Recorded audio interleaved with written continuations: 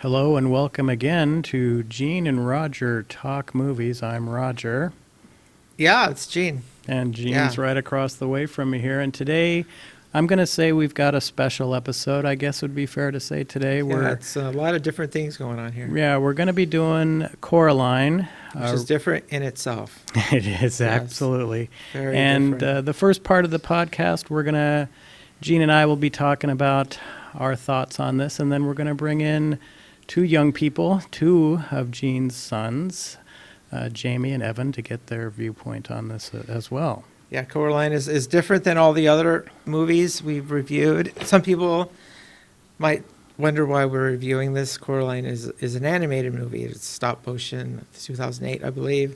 2009, February 6th, 2009 is 2009, when it yeah, came out. Coraline. And so, right, so it's an animated feature, but it definitely fits like all of what I consider to be the characteristics of horror. Like I feel that this movie, it exists on many different levels. However, if you're willing to go there, this movie can, and it has many ideas and themes that do affect you. You know, and I think another element of horror is this a radical disfigurement of nature and of beauty, and this movie definitely goes there. So is this movie horror? Oh yeah, it's horror. Yes. It's horror. You definitely do not want to just turn it on and leave your small children in front of the screen. Yeah, all of this, it's stop motion. It's designed for kids, you know. So, which brings up an interesting topic in itself. It's based on a novel which I have not read, which I think I will. You know, it'll be on the docket, I guess. Well, and I do want to throw out Neil Gaiman is the person who wrote this, and those of us who are in the know with this guy, we of course love him for the comic book series, The Sandman.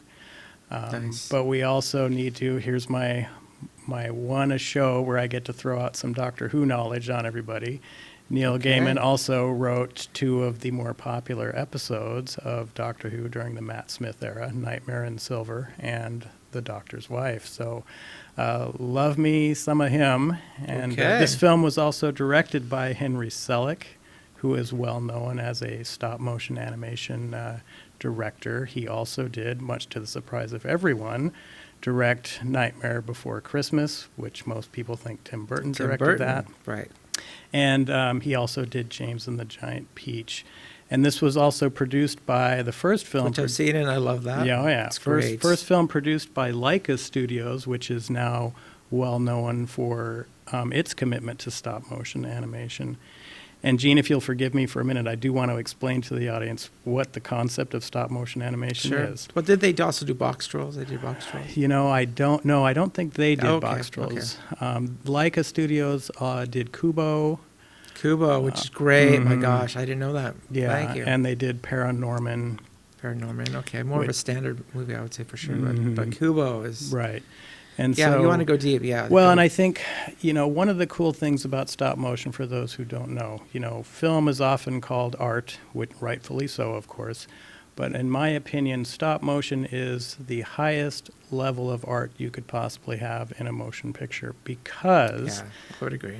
this is not a film where you can just, if you're going to do a stop motion film, you can't just go, well, we'll film this thing, we'll have it out in theaters by Christmas, blah, blah, blah, right? This is a multi-year process to do this, and Coraline is an excellent example of stop motion. The entirety of the film is stop motion. How stop motion works: you create your three-dimensional characters using whatever materials you want, clay, armatures, all sorts of different things, and each second of film is basically 24 individual photographs, if you want to put it that way, and then as you run it through a projector, it produces the moving image.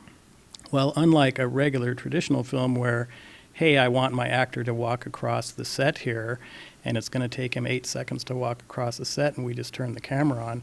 Yep. No, this is, you are posing and moving these models ever so slightly and taking another photo, and then moving them again and taking another photo, and moving them again and taking another photo. And so this film, you know, you were producing around 30 seconds of footage a week on this film, and the dang thing's 110 minutes long or something like that. Is Coraline that long? Yeah, and That's a little long so for an animated. you've got a tremendous amount of work being put into this film. And not only that, everything you see on the screen was hand created by modeling artists and things Right. like that. So when you have a scene in Coraline where Coraline's walking through the all the flowers and all that, and The all the garden. flowers are moving in the garden and stuff, yeah, somebody had to make all that stuff move by hand, Yep. taking one little photo at a time. And so at the end of the day, what I'm getting at, of course, is this film took 4 years to put together, 18 months of which was just the actual photography. You had another 18 months, which was just building all the models and all the Yep. sets and all this stuff. So even if you end up hating a stop motion movie, man, there was a lot of work that went into Yep, it. a And lot so of you work. really always have to respect these kind of films. And I Yeah. love stop motion. And so the other thing I will point out is Dakota Fanning voices Coraline in this. Terry Hatcher voices the mother. But I The, most importantly need to point out the our mother and probably the other mother. Right. Right. Both mothers, right? Yeah, both mothers. And so I also have to do a shout out to Keith David. Every time I get a chance to shout him out, I will, because we love us some Keith David here on Gene and Yep, Roger Talk yep. Movies. We have talked about Keith David before, And he, of course, was Childs in The Thing, among many other and he's the cat. cool things. And, of course, he's playing the cat in He's here, the which cat. is great. So, Gene, initial thoughts on Coraline? Well, a little bit I alluded at the beginning of Coraline. I mean, it's a stop motion, it's an animated feature. So I think as adults, we can tend to be dismissive of these things, and not take them seriously. Like, are they aimed at kids? Maybe. For sure. I don't know, but some movies, stop motion movies, or some animated movies, for sure are made at kids. The Penguins of Madagascar, or something like that, is surely for kids. I've seen that thing, and it's just all kids. Like the Minions movies is all kids for sure. But something like this, it exists on a different level. I mean, you can look at it and enjoy it for its fun story, and it has suspense and adventure, and then walk away from it being entertained. But if you're willing, you can think about what's going on and why things are happening in this movie the way they are, and then you could really come to see much deeper meaning to this movie. And so it's really a beautiful movie, and if you're willing to take that level, I think you'll really appreciate this movie for its complexity and its deepness, and it's really great. Well, and the basic storyline is Coraline and her, I'm guessing I'm going to call them inattentive parents, rent this part of a house out in Right. the deep woods of Oregon. Yeah, it's a big Victorian house. It's been cut up into apartments, the top, middle, and bottom, and they're Yeah. habitating the middle apartment. And it's set up very early that neither parent seems to pay too much attention to Coraline. There's also a thought where maybe they wish she was somewhere other than around them, because they keep wanting to shoo her away, and their heads are down in their computers, and they're trying to get this cookbook or something out, or plan. They're writers, and so writing is a super intensive process, and it's kind of introspective, and you need to have some focused time. And it seems they rented this spot so they could have quiet time to do their writing. Like, have deadlines. Writers have deadlines, and so you got to meet your deadline, and it's a lot of pressure, and Coraline is kind of in the way. That's how they treat her. So they shoo her off. When the dad is like, tells her, "Hey, we're in an old house. Why don't you find everything that's the color blue? Why don't you find all the windows that leak? And make a list of these things." And just telling her to just to get away, and and to leave him alone. Right, and then, of course, in her journeys throughout this Victorian house, she discovers a very small locked door, Discovers a door. which, at the end of the day, leads to an alternate reality of where she is now. Yeah, another dimension, parallel universe, and something like that. Yeah. And inside that, through that door, is the opposite version, at least you assume initially, of the mother and the father and some of the other characters she meets. Yeah, they call the other mother. The other mother, father. yes. Yeah, right. Yeah.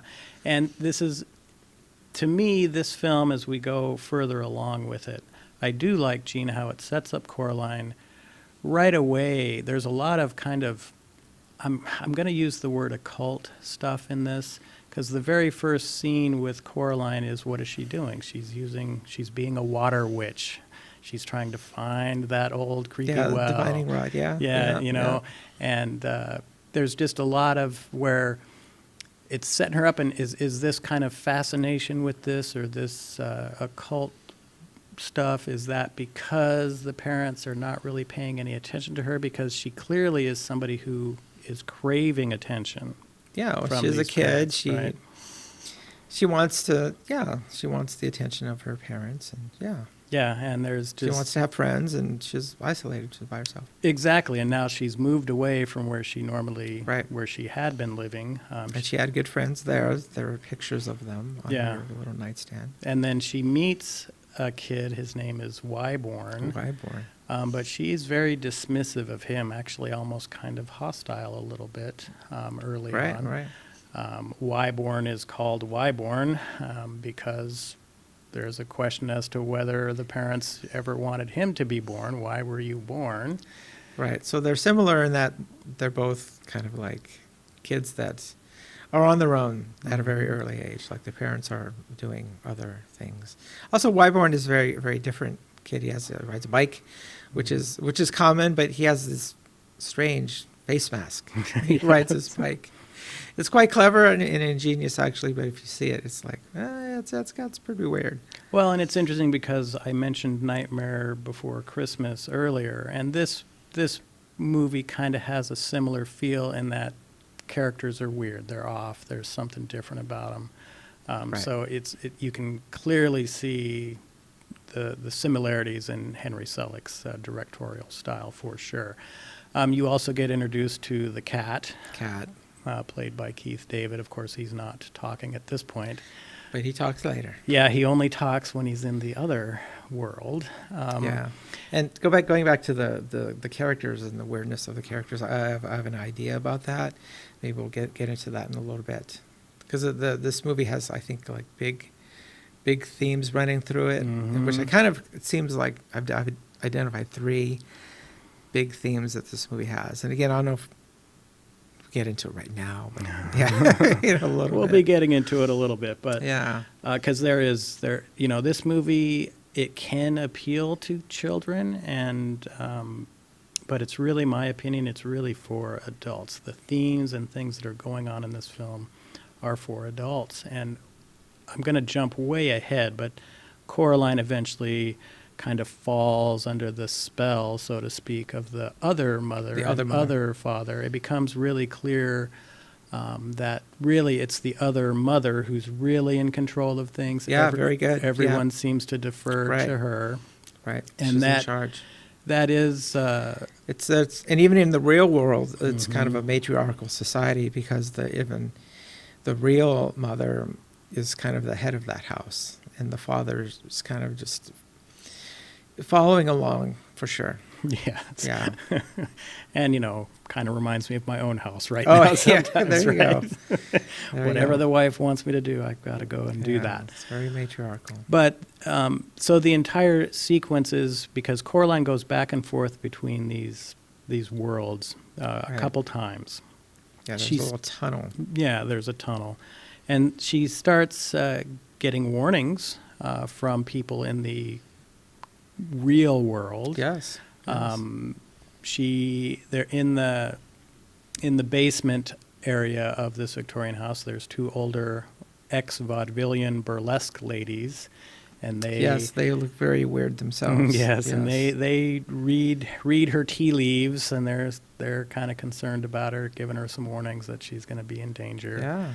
There's the Russian guy upstairs. Bobinsky, thank you, of course. A circus acrobat. Yeah, circus acrobat. He's trying to train a bunch of mice to do this show, and he's not having very much success. But at one point, he comes and says, the the mice have been telling me that shouldn't be going into through Right. that tunnel anymore. Yeah, he tells her directly. Right.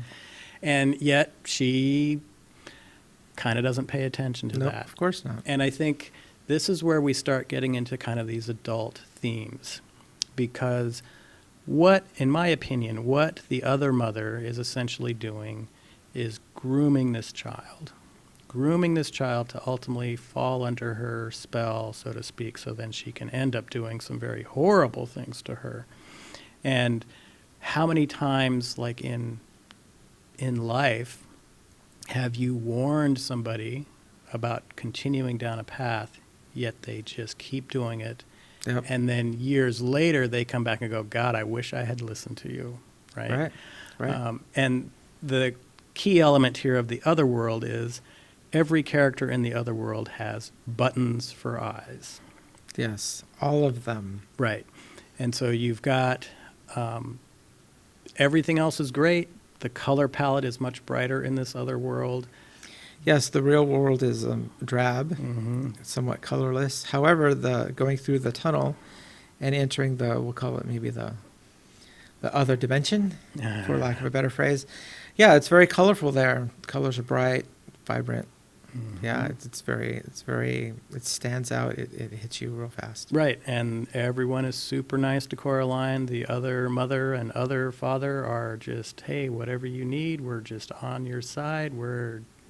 The other father even has a cool little ditty, a little song he makes up and sings to her. And, there's a big point about how in the real world, Coraline's diet is very poor because the dad is creating like this all vegetarian meals and stuff. And in this other world doesn't know how to cook. Right, and then this other world, it's like, yeah, here's a cool roast turkey, and here's the gravy and mashed potatoes, and oh, you want some special milkshake? Yep, we've got that. Right. Really playing into that. We're on your side. Just let us do this one thing, and that's all we're asking of you. And the one thing they're asking of Coraline is, hey, can we sew these buttons into your eyes? Yeah, eventually the other mother gets Coraline's trust of the Coraline definitely starts to really like being in this other Mm-hmm. world, and the other mother senses this, and I'll get into the themes that I briefly alluded to before, but it seems like there are the big themes of this movie, and I think it's human nature, but there are elements that I think that as humanity we all need to have, and this movie seems to bring out, and a couple of them are things that are a little different. Like one is obvious is food. It's like the appeal of food, because like in the real world, the Coraline there's hardly any food. The food is of poor quality. It's not very much, and yeah, it's just and as a kid, I mean, gosh, kids love food, and so it's just so the appeal of food. But another one, a theme of this movie is that it's like, I mean, I've never really thought about this, is that like we all have an innate need or a weakness for, or an affiliation for animals. Something about animals brings, I don't know, I kind of don't know where to go with that, but it's like it's there for sure. I mean, how many of us have pets, and animals are parts of our lives, but somehow I think especially for kids, animals can inhabit a very strong part of their lives. And so, but does that really go away as an adult? I don't know if we really, as adults, talk about such things. But yeah, it's definitely there, and this movie brings this out. Because remember, in the circus, they're in the circus, the trapeze artists, they mentioned something about animals, and then finally there's the appeal and need that humans have for beauty. Like in one of the ways that the other mother appeals to Coraline is just through beauty. Like she herself, she's a beautiful woman. She has buttons for eyes, but oh my gosh, she is, and every other way, she's quite attractive. And then the husband, who is in the real world, is yeah, kind of misshapen and weird, almost and sickly. sickly. But here, no, his posture is better. He's more handsome. Yeah, this is an appeal of beauty. Like in the garden is beautiful, you know, and then the garden even looks like Coraline's face. It's full of flowers, but in the real world it's just mud. Right. It's dreary. Mm-hmm. Colors are great. Yeah, so those three things combined, it's just too much for Coraline. She falls under the sway of the other mother, and it reaches to the point where the other mother feels it's comfortable to, yep. She goes to Coraline. She pushes a little box in front of her, and she says, "Hey, now why don't you put these on?" And there are the buttons. Right. Yeah. Why don't we put buttons for your eyes? And then right there is where Coraline she is like she freaks out. You know, it's just, but it's gone too far. It's like it's now her personal safety is in jeopardy, and she wants out. Well, and much to the credit of Coraline's to notice or realize that, oh, wait a minute, I may be getting hoodwinked here, you know? Yeah. Because Yeah. they've been really laying it thick on, hey, you can have anything you want, Anything. and everything's going to be great. And Right. They're again, animals, food, Mhm. lots of beauty. Yeah. Yeah, and I why just- wouldn't I love it? I just go back to, in the real world, we know of many people that fall for that, and then Yep. before they know it, wow, I've been sex trafficked, or I'm addicted to heroin now, or all sorts of crazy, crazy stuff that can happen. And Yeah. that's really kind of what I'm getting at with some of the themes here of this kind of grooming and things like that. So Coraline, again, to her credit, realizes, man, I ain't going to be doing this, right? I'm not going to be Right. To her doing credit, this. she wants out. And so she kind of escapes, but then the other mother ends up imprisoning the traditional parents, Yes. She throws him into a snow globe. right, into a snow globe, and so that forces Coraline to have to go back into the other world to try to rescue her parents. But during this period of time, she also runs across the ghosts, I guess is a way They're to put it, ghosts. Yeah. of other children that this other mother has invited into her home, and Yes. they acquiesce to allowing the buttons to be sewed on Yes, their they eyes. did. They did. And that basically was the end of them. Right. Yeah. The what's the saying? The dolls say that that the other mother, quote unquote, ate up our lives. Mhm. Well, Well, and I think it's yeah. What's well, the eyes are the window to the soul, right? And so the reason she's covering those up is that's trapping that soul in there so she can feed off that soul. right? And I think don't real spiders take a long time to like devour their prey. Right. So it's like she takes a while and she gains her energy and her vibrancy as she is consuming her victims, right? Mhm.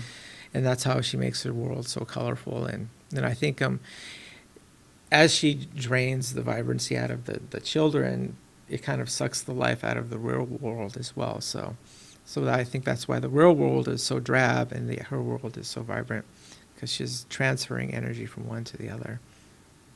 Yeah. Right. So yeah. Right. And there's a great scene where Coraline in the other world says, well, I'm just going to walk out of here. And Right. then she starts to walk, and she's with the cat at this point. She's discovered the cat in this other world can talk. And, and that's great. But she decides, well, I can just walk out. I don't need to go through the tunnel. I can just walk, and I'll get to where I need to go. And what really happens is the entire world kind of disintegrates Right. into just whiteness, and then she kind of walks back, keeps walking, but ends up right back at the house, the other world house. And so Right. there's no real escape by just walking. Right. But- it goes right back to where she started. Yeah, Like it's a but big circle. This is also where you realize that, and she realizes that whatever this other mother is, she has kind of created this false world to lure me into her trap. Right. Yeah, and she didn't need to create a whole world. She just needed to create a little bit of the world, Mhm. and make that super awesome. And that's where you're going to be trapped and spend the rest of your life if you give in to her games. Right, and so where you end up with this film is Coraline now is attempting to not only rescue her parents, but retrieve the souls of these three children to free them. Yeah, the children have asked Coraline to retrieve their eyes. Yeah, and then they can be set free. Is that right? That's Yeah. the idea, Right. because that's what's so those buttons are keeping the souls in that world, right? And the piece of that I really enjoy also is the cat says to Coraline, "Hey, you just need to ask this woman, this other mother, to just let's play a game for my freedom, essentially." Right. And I love the fact that these little demons or evil entities, they always have to. Oh yeah, I love playing games. Let's play some games. I know. I thought about that. I was talking about that with Jamie for a long time. It's like, because in essence, like the other mother had won. She has been victorious, but she had to play the game. Right. She had to accept the invitation. I was just thinking that she wants her victims to give up their eyes voluntarily. Mm-hmm. Yeah, it's kind of like a vampire, or maybe even evil in general, is that, if you want to call it that, or negativity, or whatever label you want to put on it. It can't like overpower you. It can't just come into your life like on its own. It has to be invited in. You have to allow it to come in and affect your life. Right. Yeah, you always have the power. You don't think you do, but you can reject it. But it has to be invited. Yeah, we've done like three of our last 4 movies are talking about that same basic thing. Where, It's an interesting idea, isn't it? Because I think in humanity we think that, these things are powerful forces and they'll overcome us and they can defeat us. Yeah. If you let them in. We got to let them in. Right. Yeah. And so, of course, the other mother, which is now known as the Beldam. Did you caught that, right? They keep referring to her as the Beldam now when she transforms into the taller, skinnier Yeah, version. she turns into a very spider-esque kind of figure. And actually, I think I kind of missed that. So Beldam, okay. So, and of course, Beldam is a old word used to describe a hag, a witch, that kind of thing. Nice. So I did like how they started referring to her Nice. as that. Oh, the Beldam. That starts when she meets the ghost children. Oh, the Beldam, the Beldam. So, Nice. Yeah, Nice. so you now know you're dealing with a witch ultimately. Right. But she's kind of, she's like a spider almost. Oh, yeah, spider she's figure, got these metallic looking Yeah, multi-legs and... Yeah, she reveals her true nature, because she doesn't have to put on, like the phase of the spell, like the initial phase is like she has to be persuasive. So she's got to have that allure of beauty. Mm-hmm. But then once she's brought Coraline in, she discards that and she shows her real self, and she's definitely not beauty anymore. Right, yeah. Beldam, yeah, and sure. it's almost like I'm going to force you, even though, I'm all about you willingly doing this, but now I'm going to intimidate you into putting those buttons on your eyes and all this. And Yeah. so, but anyway, long story short, and we've really glossed over a lot of this, but of course, Coraline does trick the other mother near the end, because she does find the other 3 souls of the ghosts. Yeah, and if I could throw this in, it's like, it seems like that brings up another point, is that too, even though evilness or negativity has to be invited in, if it does become part of your life, it can be defeated, but it seems like you kind of have to dive deep in yourself, because there's one part of the movie where one of the kid ghosts tells Coraline that she's going to have to be victorious, and to win this contest, she's going to have to, quote unquote, be clever. Mm-hmm. So it can be intimidating. Like, can you just turn a knob somewhere and now I'm clever? It's when I got to that part of the movie, I was just like, whoa, can you just flip the switch right there and and be clever? And Coraline, at one part in her quest to get the eyes and to find her parents, she reaches a point where she realizes that she has failed, and she kind of gives up. And then was it the cat or the cat? Mm-hmm. Keith David saving the day once again. Yeah, Keith saving the so the cat saves her from destruction. So so it seems like to overcome and maybe to generalize, it's like we have to become somehow more than ourselves, or we have to do something extraordinary. But then we need help. We need assistance from some other source. Has got has got to help us and guide us along the way. Well, and it's kind of funny that Jean brought that up because later on, she uses her cleverness to do what? Hurl that cat at the beldam. Right. She does. Yeah. Yeah, and then also getting help. She gets help from the other father and the other Wayborn. Mhm. You know, they both help her out as well. So she gets help from multiple sources. Yeah. Yeah. And so, anyway, she pulls this nice stunt. The beldam knows that the parents are in the snow globe, but Coraline says, "Oh no, you know, they're behind the door. That door she came in from." She said, "Oh no, they're behind that door," and that was the cleverness of Coraline Right. coming into play there, because once that door got opened, that allowed her an escape route. Exactly, and she took it. Yeah, and she Yeah. did. And then, of course, it wasn't quite that easy. There's a little bit of a knockdown, drag-out fight there with the beldam. At the end, yeah. Yeah, but, the beldams. Right, well, yeah, Coraline does get through the door. Of course, the hand of the beldam makes it into the current world. Right. And then basically the idea is that there's only one key to this doorway. Right. And the beldam certainly wants that key, and so Coraline has to put that key in a place that is very hidden. And that's basically the end of the film there, is when they throw that down the well from It's the this beginning. bottomless well. Mhm. Which you kind of think about that as a bottomless, dark well. Like Right, how many yeah. times has that motif appeared in Yeah. horror Oh, of movies? You know, course. so my gosh. So, but yeah, just this is the themes of beauty, animals, and food. There's this light and dark, there's persuasion and manipulation going on in this movie. So, yeah, Well, and It's it's pretty good at stuff. the very end, of course. if you like horror movies. Yeah, at the very end. Well, and this one is, yeah, even if you don't really like horror movies, this one's maybe a good way to kind of get into it, because it's not too horrifying, and you've got the nice visuals of stop motion animation to look at Yeah, and it things is. like that. But It's well put together. yeah, for sure. oh yeah, this is a classic film of stop motion animation for sure. Great story. Mhm. But I do like the end where the parents have seemed to come around now, and maybe they are going to start paying more attention to Coraline. Right. You know, and they're going to start, you know, taking care of the garden and kind of moving forward now that.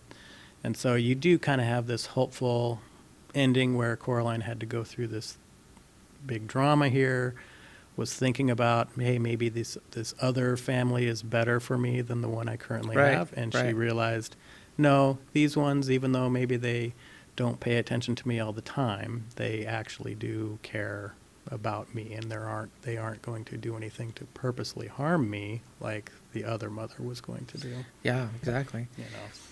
Yeah, it's just I think also real families go through trials like that, because I think what was happening was that the real mother and the real father, they were printing out some catalog for a business, and they were under some intense deadlines. They had to get it done, and so they moved when it was important to this family. It was almost like a make it or break it kind of moment, and so it seems like they were victorious. They made the deadlines.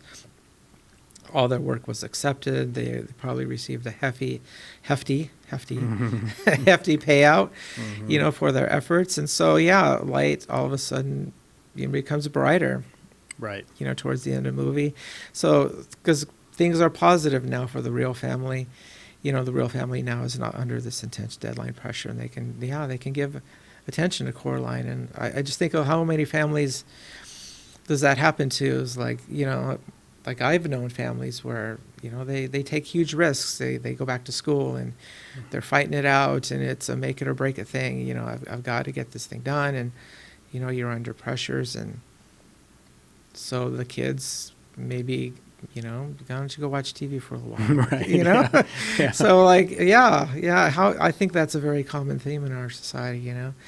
So, yeah, so Coraline, it's good stuff. Oh yeah, absolutely. Yeah, I really like well this movie. thought out film, and again, as far as film as art, this is it. This is it. Yeah. The amount of the labor of love that has to go in to produce a film like this is off the charts. The only other thing I'll say about this before we bring Jamey and Evan on to get the kids' viewpoint Yeah. is if you do have an opportunity to see this film in 3D, this was the first feature-length stop-motion animated film done specifically with 3D in mind, and the 3D is phenomenal, and it immerses you even more into this world. So if you have that opportunity, a revival theater or whatever, absolutely do it. But it works just fine flat as well. But, Nice. But it's a great film. So let's go grab Jamey and Evan and get them Cool. in here. All right. And we are here now with Jamey and Evan to talk Yeah. some more about Coraline. Evan, you Because- have, this is the first time you've joined us, so that was pretty cool that your dad let you watch Yeah. Coraline. Well, you Yeah. asked. Yeah. And so, Jamey, what are your initial thoughts of Coraline? I definitely think it's not supposed to be under family and children. It's a good movie, but it definitely should not be under family and children. Yeah, because didn't we see this movie many years ago when you were Yeah, you're 14? So Oh yeah, okay. The last time I saw it, I was like 8 years old, and I cried, I think. I remember you were talking a lot about like the buttons for eyes. Yeah, I was super creepy. Yeah. And Evan, what did you think about it? It's really cool, and it feels like, I don't know. I just haven't seen the movie in a long time, and it feels it feels kind of weird seeing it again because most of my life I thought it was just a dream and this movie didn't exist, but it actually does. Yeah, that's a good point. The dream becomes a reality. Right. Yeah. Yeah, because I've always thought I thought it was too scary to be a kids movie. So I've always kind of thought it was like a dream and it wasn't real. Mm-hmm. But it's real. And what scared you the most, or what did you find scary about it? Well, just kind of. It's just really, really creepy how the buttons for eyes. It's just it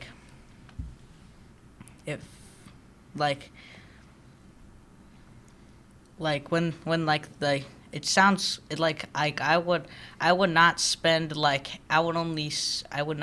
an entire minute inside of that other world. Right. I would already know it's a trap. Mm-hmm. And Yeah. Jamey, what did you find that was unsettling, or was anything scary for you, or? Just the whole world in general, and how the other mother would just work everything. It was, yeah. Right, and have you watched a lot of stop motion animation films? I've seen lots of Wallace and Gromit and Shaun the Sheep. Nice. Nice. Yeah, definitely different than this. Yeah, of course. Yeah. Yes. Yes. Yeah. Mhm. And then, Evan, do you think this movie, how old do you think somebody should be before they watched this movie? I think they should be something like my age. Mm-hmm. So how old are you? 12. I'm 12. You're 12? Okay, Yeah. so at least 12, because you saw it and it was a little too scary. And you said, Jamey, you were like I was crying. like 8. Were you crying? Yeah, and also in the movie thing, it says like 9+ for it. Gene, what Yes. kind of father are you? Well, I can't believe you. Well, it is. It's an animated movie. It's stop motion. Well, yeah, it's like I think that's But- the trick. It's kind of like it tricks you into thinking it's a kids movie, but no, heck no. Yeah, right, exactly. And Evan, what was the best part as far as you are concerned? The best part of the movie. Uh-huh. Well, I'm happy that they had a good ending. Right. Yeah. And I don't know. There's lots of good parts in the movie. Mm-hmm. What did you think? Did you like the character of Coraline? Yeah. Cool. What about her did you like? I don't know. She's curious. Yes. Has to explore things. And Exactly. that's Yeah, exactly it's how just- you work, because Yeah. you mess with me every day. That's a huge thing about Coraline is she's just super curious, and I think in a way that curiosity causes trouble, doesn't it? Yes, it does. Because where does she go? She goes into That's this other death world. realm. Yeah. Yeah. Yeah. Oh, that's great. And then, Jamey, we have to throw this out there. Do you know the person who voiced the cat? Do you know who that is? It sounded familiar. I just Mhm. don't know. Do you remember Childs? Oh, yeah. Oh, you Yeah. mentioned this to me. Yeah, we talked about it briefly. Yeah, from the It's from the From thing. the The thing, child right. from the thing. Yeah. yeah, it's one of the two survivors, Mhm. child. Well, and the I prey. think they died. Well, Yeah, we'll- we we'll can't get- rehash that. We're not going to get back Yeah, into yeah, that. yeah. But Jamie, what do you ultimately think this movie was about? What message was it trying to give you? I really don't know. Okay. Evan, what do you think the movie was about? What was it trying to tell you? To like don't be curious and like don't get like too curious, and like you have to be really careful with what you see, it might be happy and fun, but like it's really like a bad place. Like I think that's Yes. what the movie is trying to do by itself. Like it's an animated movie and it looks like it's for kids, but it's really scary and yeah. No, that's a great point. I think you hit it right on the head. Yeah, I mean, that's Gene, pretty once good. you say that's Yeah. you know. I would say though, yeah, curiosity is good though. Mhm. Right? Isn't curiosity? It's always a good thing, right? But No. I think Evan, you're totally right. I think you have to have Careful. curiosity, but have some. I think you said the word judgment. Did you use the word judgment or? No. We have to like think and be careful. I think you used the word careful. Right. It's because that's Yeah. really what I was getting at earlier is you can get sucked into somebody's storyline and the way they're treating you initially, but you've got to be on guard sometimes because their ideas for you are maybe different than what you think they are. Right. And we run into that all the time. And so, Jamie, what would you tell somebody who's never seen this movie? Is it worth their time? What do you think? It's not a children's movie. Yeah. And that's exactly what I would tell them. Okay. All right. And Evan, how would you recommend this film? Do you like it? Is it worth people seeing? I liked the art in the movie. It's really cool, but I would say it's not for kids. Right. Okay. Just what But Jamie said. you would recommend the people, though? Yeah? Yeah. Like adults and like people your age? Yeah, it's really good still. Good. Good. All So you're right. glad you saw it. Mhm. Excellent. Oh, good. Gene, anything else we should talk about with Jamie and Evan? I thank you guys coming and participating in the Coraline version, the Coraline podcast. Yeah, it's great. It's good to get the kid perspective for sure. The kid perspective. Yeah. Right. And again, Coraline, it's top of the line. If you want a nice movie to really think about quite a bit And spook you. and spook you and really get a full feel of what stop motion animation's all about, Coraline is certainly a great pick. Gene, any final thoughts? Yeah, I would say final thoughts is like I think ultimately, can kids watch Coraline? Yeah, of course they can. Well- I'd say maybe preface the movie before you have your kids watch it, because I think Coraline is I think, and I think some movies and Coraline is one of these movies is that it can really promote a lot of great conversations, Right. and for me as a parent, I'm always trying to have teachable moments and times where we can talk and have great conversations about real things. And I think Coraline is one of those movies that can really prompt some really great conversations. And even as you're witnessing right now, where the kids are here and we're talking about this movie. And yeah, so, and Evan just mentioned it, curiosity and being careful. Yeah, Right, yeah. exactly. So Yeah. that's great stuff. Yeah, Okay, so go Coraline. Next week, I believe we are doing Night of the Living Dead. Is that the plan? Oh yeah. Okay, yeah. and I'm- Wait, The- wasn't that from like what's- the 30s? Oh my gosh, 1968. there. Oh, almost sorry. the 30s.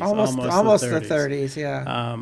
Highly unlikely Evan will be joining us for any sort of Yeah, well, discussion. on highly Night of the unlikely Living Dead. Jamie will be here either. But Evan, Well, thanks so I much. might be here. Well, Oh. What is the movie about? Well, you'll have to tune into next week's You have to podcast. tune in, yeah. Well, there you go. So, Evan, Jamie, thanks so much. Gene, we will see you next week with Night of the Living Dead. And for all the listeners out there, bye-bye. All right. Yeah. Later. Bye-bye. Bye. Bye.